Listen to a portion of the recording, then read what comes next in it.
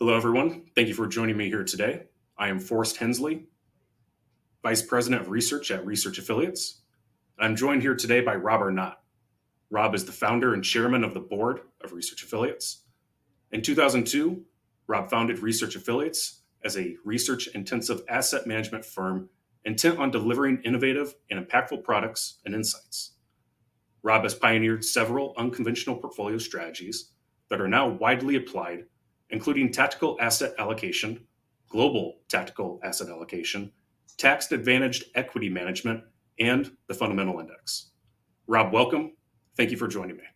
It's a privilege. Thanks. An unconventional portfolio strategy is what brought us here today. A few weeks ago, you and I released an article entitled NIXT, The Upside of Getting Dumped. The article was featured in the Wall Street Journal's Heard on the Street column with the headline, Wall Street's Trash Contains Buried Treasure. Both of these articles can be found on the Research Affiliates website for those interested. And on the same day, RAFI Indices, the index company of Research Affiliates, announced the launch of the Research Affiliates Deletions Index, also known as NIXT. So let's dive into NIXT.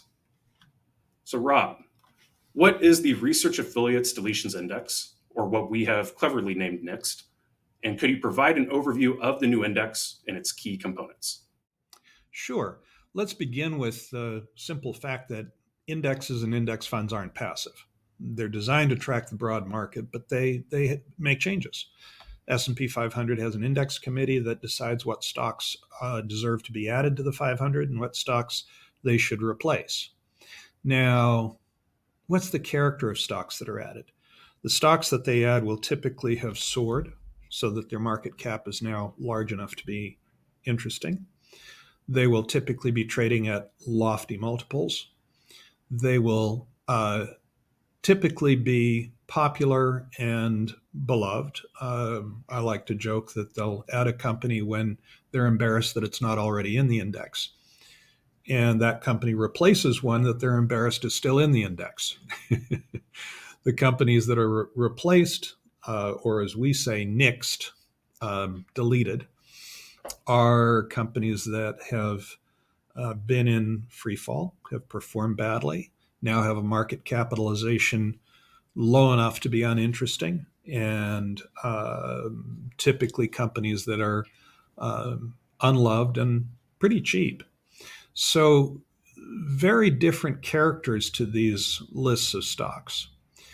We've done papers on the reconstitution of indexes, and it should be noted some deletions aren't a matter of being out of favor. The company simply ceases to exist. Either there's a merger, an acquisition, or as in the case of First Republic Bank, the company ceases to exist.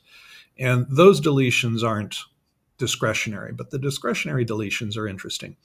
Back in 2018, I think it was, we wrote a paper, Buy High, Sell Low with Index Funds, that appeared in the Journal of Portfolio Management. And what we found was that stocks that are added tend to trade at about 4 times the valuation multiple of stocks that are dropped. That's a huge valuation spread.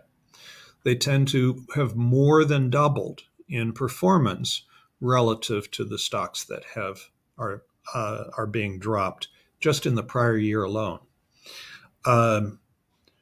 We find that after being added, the stocks that are added are expensive, beloved. I like to say that indexes are growth-tilted, momentum-chasing, popularity-weighted indexes. Because they're at lofty multiples, that means a higher price and hence a lower forward-looking return. And those stocks tend to underperform modestly on average by 1 to 2%. The stocks that are dropped tend to perform beautifully in the aftermath of being dropped. Not all of them, of course. In fact, it's fair to say that roughly half of them do well and roughly half of them do badly. But the ones that do well often do well enough that the deletions tend to outperform the additions by as much as 2,000 basis points in the year after they're dropped. Now, it's a bumpy ride. That 2,000 basis points is heavily concentrated in high turnover years like the late days of the dot-com bubble and the aftermath, and during the aftermath of the global financial crisis, so high turnover times. But if you average it over time, deletions tend to beat the market by about 5% per annum for the next 5 years. Well, that's a pretty good run of outperformance. Is it unique to the S&P? No, of course not. Russell 1000 does much the same. Stocks are added when they've soared in market cap.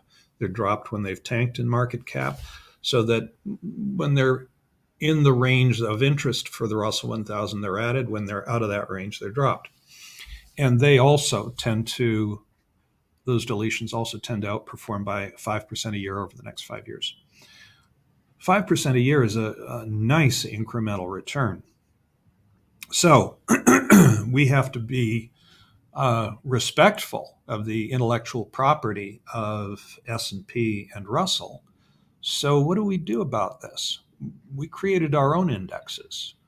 We created an index of the 1,000 largest market cap stocks in the United States and an index of the 500 largest market cap stocks in the United States.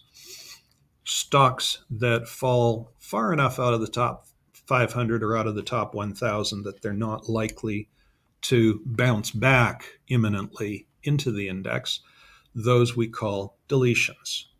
And we combine them together into an index that we call NIXT, the NIXT index. It has substantial overlap with stocks that have been deleted from the S&P 500 and the Russell 1000, but it is a little different. And so the question is it different in a way that matters? In point of fact, the outperformance of these stocks bears an uncanny resemblance to deletions from the S&P 500 and the Russell 1000. And why 5 years? Because the outperformance lasts at least 5 years. And because the number of deletions in any given year is a relatively modest number, so you would have, if you just hold them for a year, you would have high turnover, by definition over 100% per year. You would have a portfolio of a limited roster of relatively illiquid stocks. You would have high trading costs.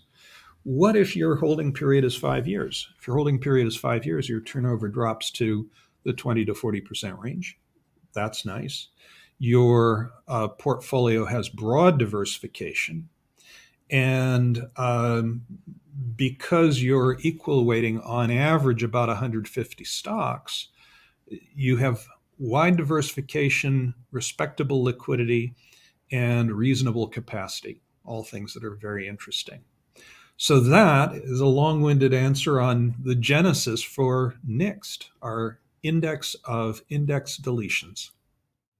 Thank you, Rob. Much appreciated on the explanation about NIXT. And I'm sure there are those out there that are interested in mimicking or investing in NIXT. How would they go about doing that? How could they bring NIXT into their portfolio? Well, I turned 70 this year, and it's a little odd waiting 70 years before playing a role in helping to launch an index ETF at our initiative.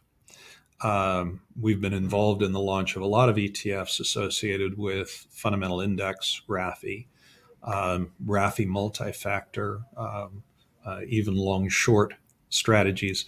But this is a first where we're taking the initiative to encourage and partner on creating an ETF launch.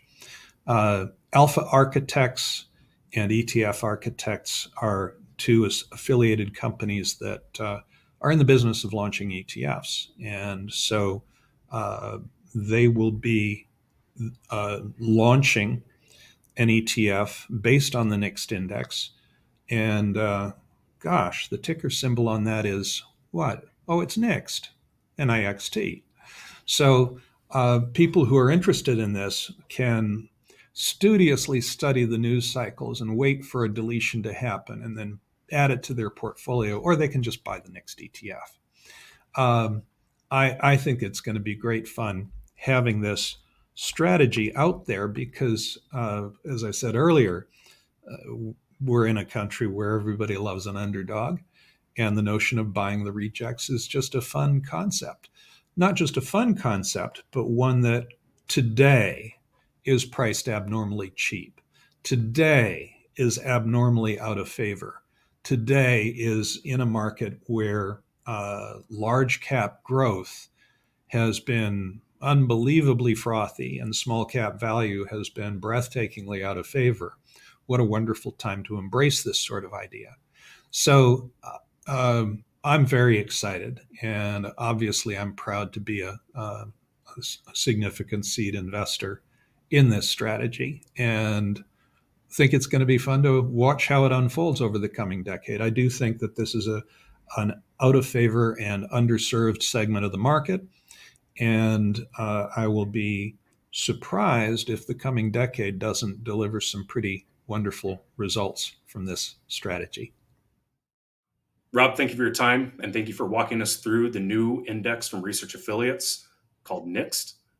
And to our audience, thank you for tuning in to learn more about NIXT, a new index from RAFI Indices.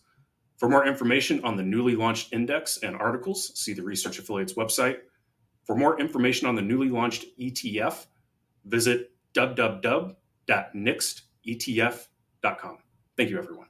Thanks, Forrest, for all of that. I just want to say that it's a pleasure doing this with you because you're the one who did the heavy lifting on all the research. I'm very grateful for what worked out to be pretty much a year of hard work studying every nuance of this fertile topic. All the best. Thank you, Rob. I'm glad I could be part of your 70-year journey to launching an ETF and part of your NIXT journey as well. Thank you.